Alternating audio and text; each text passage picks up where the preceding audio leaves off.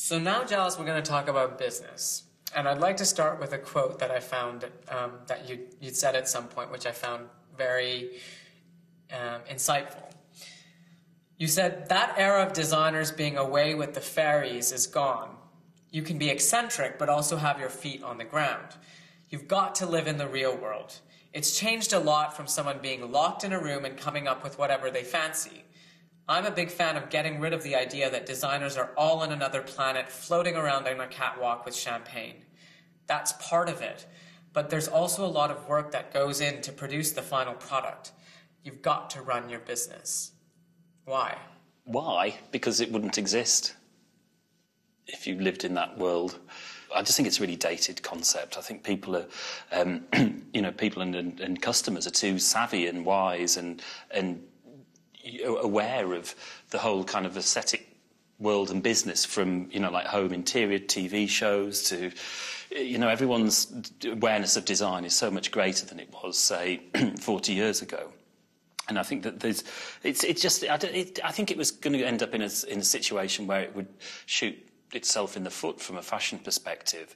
It was turning into a parody of itself beyond Zoolander comprehension, and I just think for it to be taken seriously as an industry, which it does very well for the world's economy and a lot of people's employment and lives, it needed to have some kind of more realistic footing. As I say, I'm not suggesting any 1 minute that it shouldn't be fantastical and if lots of beautiful things and letting your creativity run riot, but then the other side of it should be that it is obtainable and people can get involved with it and enjoy it. But I think that that's become pretty much recognised, I think, across the board. But it's I don't know, I just don't like that kind of arrogance of distance.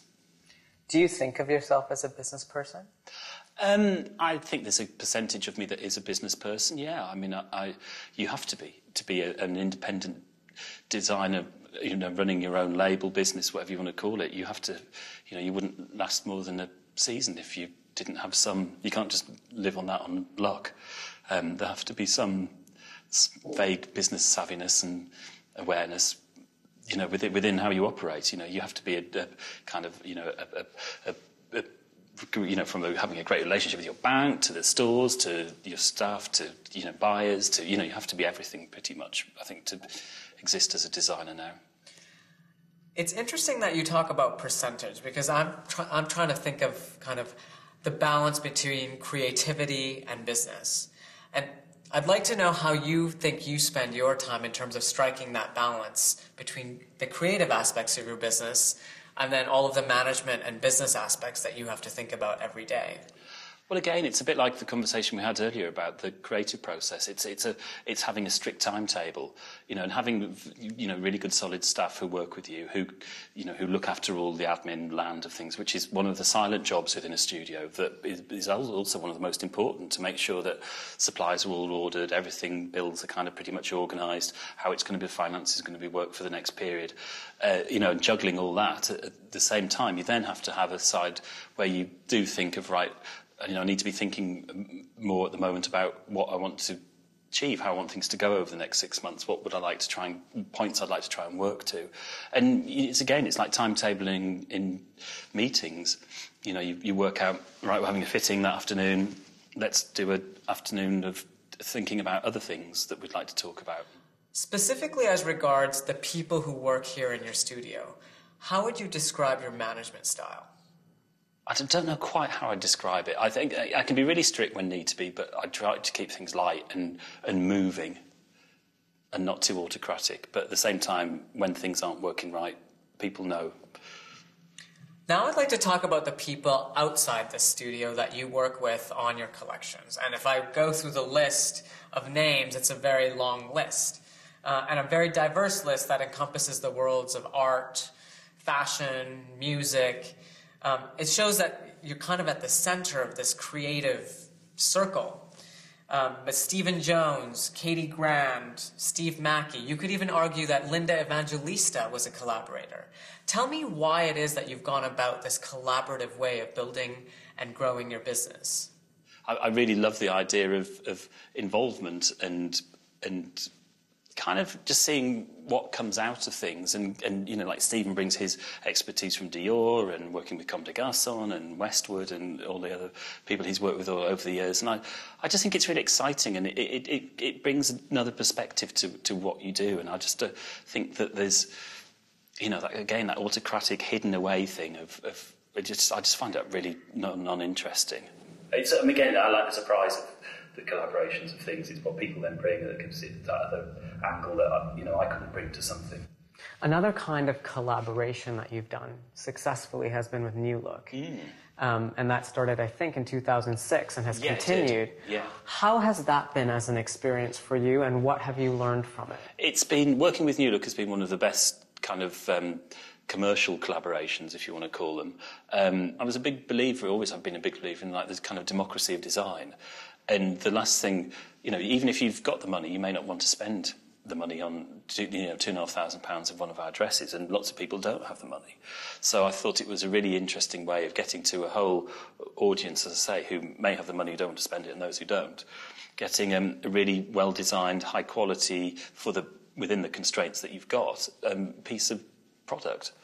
They're much more about being purely sales-driven, whereas we probably in collection, sure, sales are super important. I'm not saying that in the slightest, but we'll push things in other areas. And I think it's trying to marry all those so you get editorial pieces, great selling pieces, and then working out what percentage of the collection those pieces are. We've kind of structured the collection differently since working with New Look. Did that influence at all those beautiful multicolored sheath dresses we saw? It did, totally. But that was partially that. And I also had a couple of flights back and forth from Milan when I've been going to Italy, and with